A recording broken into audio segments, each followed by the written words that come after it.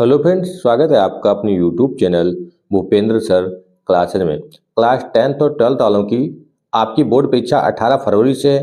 तो अब आपके पास बहुत ही कम समय बचा है। लगभग आपके पास सिर्फ अब 15 दिन ही बचे हैं। तो आपको बहुत अच्छे प्रकार से अब तैयारी करनी है, जिससे आपकी जो परसेंटेज है बहुत अच्छी आ जाए और आपके मार्क्स भी अच्छे आएँ। जिससे नंबर अच्छे होंगे तो आपकी परसेंटेज अच्छी होगी।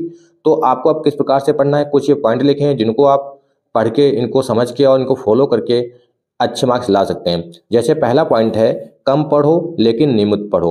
मतलब ये नहीं कि जैसे किसी दिन ऐसा हुआ कि पूरा रात पढ़ लो, अगले दिन पूरा दिन पढ़ाई ही ना हो पाए। तो मतलब लगातार पढ़ना है, लेकिन ऐसा नहीं कि लगातार जैसे पूरा दिन पढ़ लो तो रात में नहीं पढ़ पाओगे, या पूरा रात में पढ़ लो तो मतलब नींद खराब होगी, उससे डिस्टर्ब होगा। तो आपको सोना भी है, 6 से 7 घंटे आपको नींद भी लेनी है।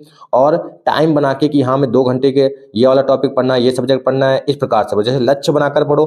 मतलब जैसे एक दिन में हमें पता है कि एक पूरा टॉपिक हमें आज तैयार करना है, ठीक है, इतने डेरिवेशन हमें लगाने हैं, इतने सवाल लगाने हैं, जैसे 20 सवाल मैथ के लगाने तो उनको पढ़ना है। तो मतलब लक्ष्य बनाकर पढ़ना है, टारगेट कर लेना कि इसको हमें आज पूरा तैयार करना है, इसको पढ़ना है। हिंदी में जैसे पढ़ना है कि आज 5 जीवनी हमें तैयार करनी है, तो हिंदी की 5 जीवनी तैयार कर लो, ऐसे पढ़ना है। और लगातार पढ़ना है कि हाँ रोज पढ़ना है, नियमित पढ़ना, मतलब पर डे पढ़ना है। जैसे लगातार कि एक दिन कस के पढ़ लिया, 6 घंटे 8 घंटे लगातार पढ़ लिया, अगले दिन बिल्कुल नहीं पढ़ा, तो उससे वो भी आपका कोई फायदा नहीं करेगा। क्योंकि लगातार आपको पढ़ना है, जिससे आपका सिलेबस भी कंप्लीट होगा और आपको तैयार भी हो जाएगा।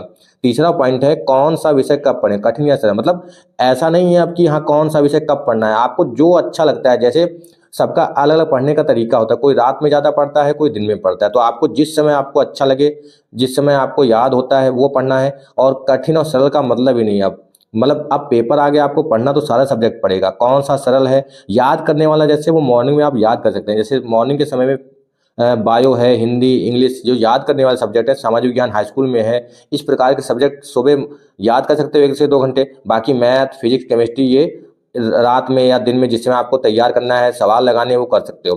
ठीक है, छोटे नोट्स बनाओ। छोटे नोट्स बनाओ का मतलब है, जैसे कोई सवाल हम लगा रहे हैं, उसका कोई फार्मूला आ गया, इंपॉर्टेंट चीज आ गई, तो उसको हमें लिख लेना है, नोट्स बना लेना है। तो वहाँ पे जब डायरी में लिखना है, जैसे लास्ट समय जब हम उसको देखेंगे, रिवीजन करेंगे, तो वहाँ से हमें वो याद हो जाएगा तुरंत। ठीक है, पूरा नहीं लिखना है कि हाँ पूरा इंपॉर्टेंट और उसका जो पॉइंट है वो लिख लेना है बस। पांचवा पॉइंट है, रोज रिवीजन करो। यदि याद किया है तो उसको लिख कर देखो। मतलब रिवीजन रोज करना है। जैसे मैथ के सवाल स्कूल में अगर पढ़ाई हो रही है, या कोचिंग में आप पढ़ रहे हो, या मॉडल पेपर से लगा रहे हो, पहले उससे लगाओ, पहले अपनी किताब से लगाओ।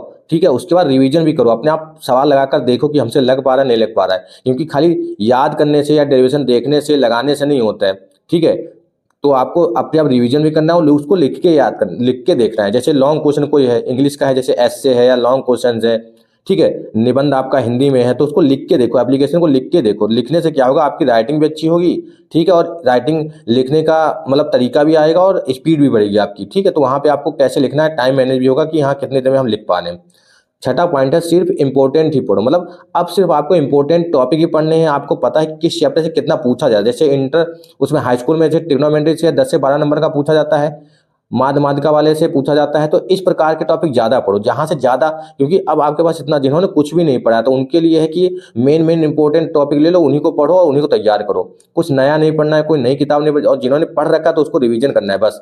जिन्होंने बहुत अच्छे प्रकार से सब तैयार कर रखा है वो रोज प्रैक्टिस करेंगे, रिवीजन करेंगे बस। पिछले 5 वर्षों के पेपरों को सॉल्व करो। जैसे किसी टाइम है, जैसे 3 घंटे का अलार्म लगा लिया, टाइम देख के पूरा पेपर सॉल्व करके देखो कि कितना हम कर पा रहे हैं। 2 घंटे में कर पा रहे हैं, 3 घंटे में कर पा रहे हैं, या कौन सा प्रश्न हमसे नहीं हो पा रहा है। लिखने में हाथ दर्द करने लगते हैं, बहुत बच्चे कहते हैं कि लिखने हैबिट नहीं है, तो वो हैबिट आपको अभी से डालनी पड़ेगी। टाइम टेबल बनाकर पढ़ना, मतलब टाइम टेबल बनाकर, जैसे पता है अब आपके पास ज़्यादा टाइम तो है नहीं कि हाँ बहुत सारा टाइम है तो बाद में पढ़ लेंगे। तो अभी देख लो कि हाँ हमें हिंदी को कितना समय देना है, कौन सा सब्जेक्ट हमारा वीक है, कौन सा मतलब बहुत अच्छा तैयार है हमें। तो जो ज़्यादा अच्छा तैयार, जैसे हिंदी और इंग्लिश ये सब्जेक्ट जो हैं वो तैयार होंगे बहुत से बच्चों को। हिंदी में ज़्यादा टाइम नहीं देना है कि हाँ पूरा हिंदी पढ़े। फिजिक्स, केमिस्ट्री, बायो, मैथ, इन पे ज़्यादा ध्यान देना है, इनमें गैप भी कम है और उसी हिसाब से पढ़ना भी है। पेपर पैटर्न और स्कीम के हिसाब से पढ़ना सबसे इंपॉर्टेंट ये है। क्योंकि देखो हिंदी का 18 को पेपर है, 20 को इंग्लिश का पेपर है।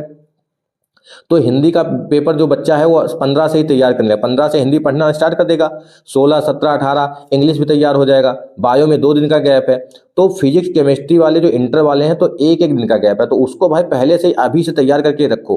फिजिक्स केमिस्ट्री को तैयार कर लो, एक दिन सिर्फ रिवीजन के लिए मिल पाएगा। इतना सारा उसमें सिलेबस है कि उसको पेपर ही उसके पेज ही पलटते रह जाओगे, तो एक दिन में कुछ भी नहीं हो पाएगा उसमें। ठीक है, तो अभी से फिजिक्स केमिस्ट्री सारे इंपॉर्टेंट टॉपिक, इंपॉर्टेंट फार्मूले, न्यूमेरिकल्स, डेरिवेशन सब टिक कर लो, उन्हीं को तैयार करो बस। केमिस्ट्री में वैसे, और जो हाई स्कूल वाले मैथ वाले हैं तो साइंस और मैथ, तो उसमें 25 को पेपर है, एक 27 को, 25 को है साइंस का और 27 को है मैथ का, तो उन्हीं को तैयार करना है।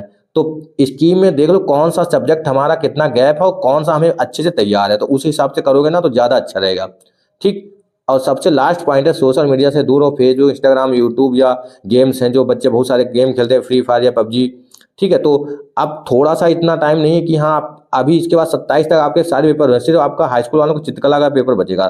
ठीक, उसके बाद आपके पास टाइम ही टाइम है। ठीक, तो अभी थोड़ा सा इसको दूर रखें तो ज़्यादा अच्छा रहेगा, पढ़ाई आपकी अच्छे प्रकार से डिस्टर्ब नहीं होगे, और कि जो आपको याद करने वाला वो याद करते रहो, जो डेरिवेशन है, सवाल है, उनको लगा के देखो, जो रिएक्शंस हैं ग्राफ भर के देखो, जो सामाजिक विज्ञान में हाई स्कूल में है, और इंग्लिश में जो बड़े बड़े क्वेश्चन हैं उनको लिख के देखो, तो उससे तभी आपके व्याकरण, जो हिंदी का व्याकरण करके देखो, तो आपके नंबर बहुत अच्छे आएंगे। और सोशल मीडिया से आप थोड़ा सा दूर हो जाओ, बिल्कुल 1 महीने के लिए बिल्कुल बंद ही कर दो उसको। ठीक है, तो आपके बहुत अच्छे मार्क्स आएंगे अगर इस प्रकार से पढ़ेंगे, और आप बहुत ही कम टाइम है तो आपको अच्छे प्रकार से तैयारी करनी पड़ेगी। धन्यवाद।